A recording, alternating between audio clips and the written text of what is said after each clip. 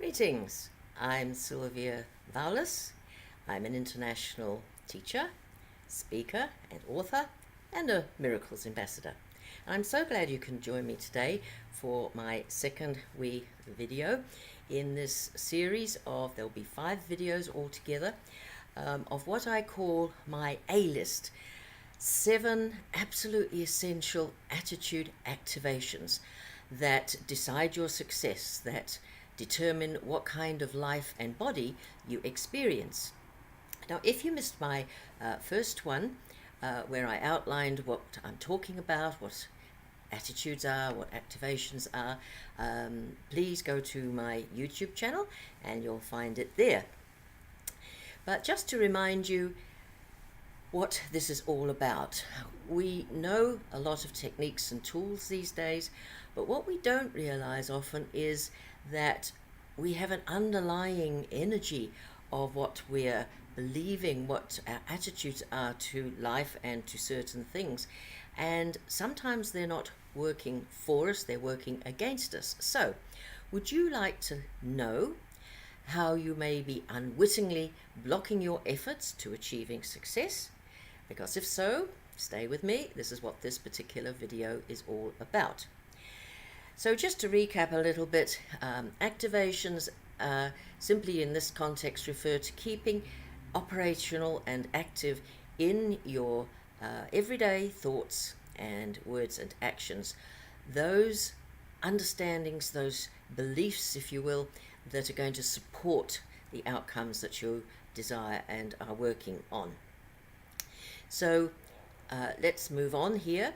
And one that I find is probably one of the most potent, shall we say, is actually also what I call a universal law of life. And this is the law of acceptance. Now, the law of acceptance is interesting because it's got 2 completely opposite meanings and applications. So you have to know which one to apply in any given situation.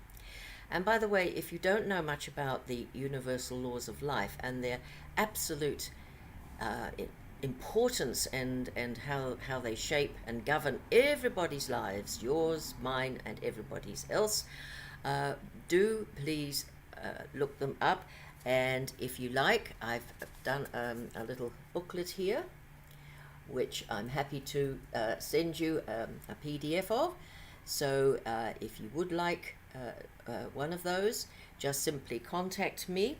Go either by email, sjv3@extra.co.nz, or if you like, go to my website where the contact details are there, www.sylviavaulus.com, and I'll be very happy to send you a PDF of that little book.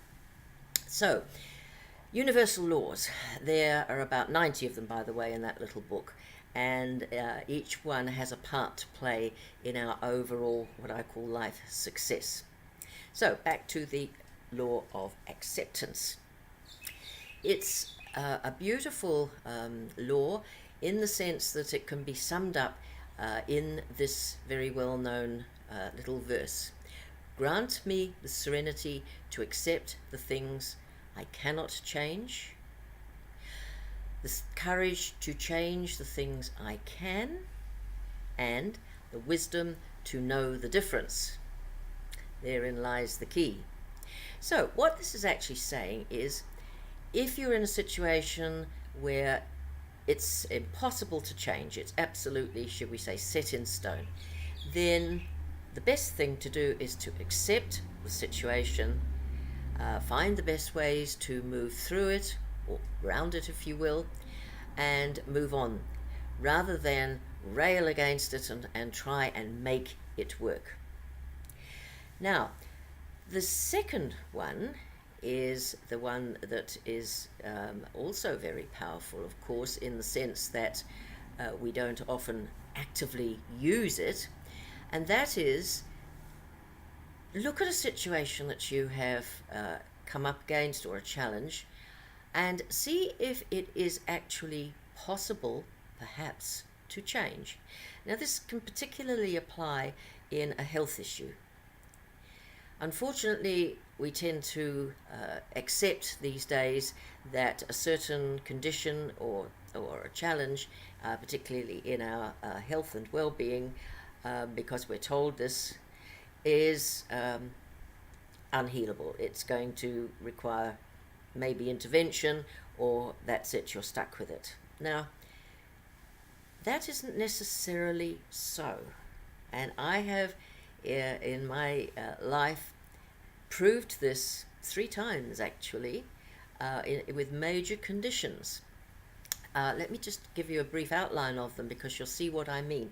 Even if they're conditions, as mine were, that I brought with me into this life, in my body. The first was what used to be a condition of a degenerative lower back that ran in our female line of our family. My mother had it, my aunt had it, and then I manifested it. Now, the options of living with that, as unfortunately my aunt did, was would have meant that it progressively gets worse, more painful. You end up, as she did, bedridden and in pain until she died. Now, to me and to my mother, we decided separately at different times that was not going to be an option. It would curtail a normal life, and what was the point? So, in our own way, we set about deciding that we would transcend the pain, we would self-heal. Now, during this process, we were given the reminder from our inner guidance, as I call it. If you accept this condition, it's yours. In other words, you've closed the door on any possibility of overcoming it. So, what I did, I've outlined very clearly with the overall premise and how I did it in my book, which is now an award-winning book. I'm very thrilled with that. It's just won an American Book Award, The Miracle Effect. And if you are interested in looking into that, it will give you a lot of wonderful information. Just go to my website, as I mentioned before, www.sylviavaulas.com. Then I manifested a second one a few years later of, again, a genetic condition I brought with me, which resulted in a collapsed foot. And this was excruciating. Every time I put my foot down, I couldn't stand, couldn't walk. And again, there was no medical solution. So, again, I had to work on it to heal it. And now I can walk easily and freely, even dance if I'm doing it gently, and so forth. So these things can, if you choose to not accept them as being final or permanent, have the possibility of change. And this can apply to other aspects of your life, of course, not just for the self-healing. So, whatever it is that you would like to achieve, whatever would make your life better in some way, whether it's abundance, well-being, more loving relationships, more successful fulfillment, and so forth, by accepting the fact that you can or you are able to achieve whatever it is, activates this energy within, this power that we all have within as spiritual beings in this human experience. And so you can then set to work and know that you will have success. Remember, if you have any doubt at all, what it does, it's like slamming the door on the possibility of achieving whatever it is you're working on. So banish that doubt. Know that all things are possible. For me, I use my spiritual self, my higher self, to give me that power that I can do and achieve whatever I set out to do. You do have the power, but it's a matter of not always recognizing it and being caught in the limits of our 3D world. Now, the second attitude that you must activate and keep active in your thoughts in your being is to allow. That means you allow or authorize yourself to experience whatever it is that you're wishing to have or to do. Sounds a little bit obvious, but it's amazing how we don't realize that we could be blocking this through an underlying subconscious thought conditioning or program, particularly from childhood. So if you're not sure about it, what I suggest is you make a powerful decree with the power of your true self, your spiritual self, something like, I now allow whatever it is to happen or manifest in my life. Just making that decision so that you can let that energy start flowing towards whatever it is that you wish. And don't forget to give thanks when you do start seeing success and when things do occur, because that acknowledgement gives us a foundation that we can build on more and more. And interestingly enough, this allowing also applies to anything we choose not to allow in our life. Let me give you one of my examples. One of my decrees is, I refuse to allow an old person in this body. Now, I have found that's very successful because, so I'm told, and I look around and see that this is true, I am able to be and to do, and apparently I also look 10 to 15 years younger than my chronological age. And for me, that's one of my choices, because I want to be able to be of service as long as I can.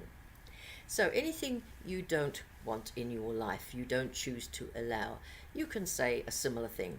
I refuse to allow such and such to occur or to manifest or to happen. And it simply reinforces your acknowledging what you do want. So if you'd like my PDF book of all of these 7 attitudes in one, please do go to my website, which I'll give you again, and I'll be happy to send this to you. Just let me know where to send it.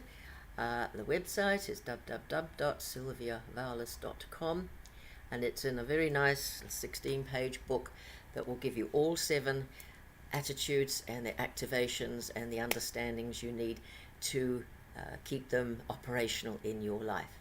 So do join me on my next one, and in the meantime, test these out for yourself, and then you too will know that they really do make a difference.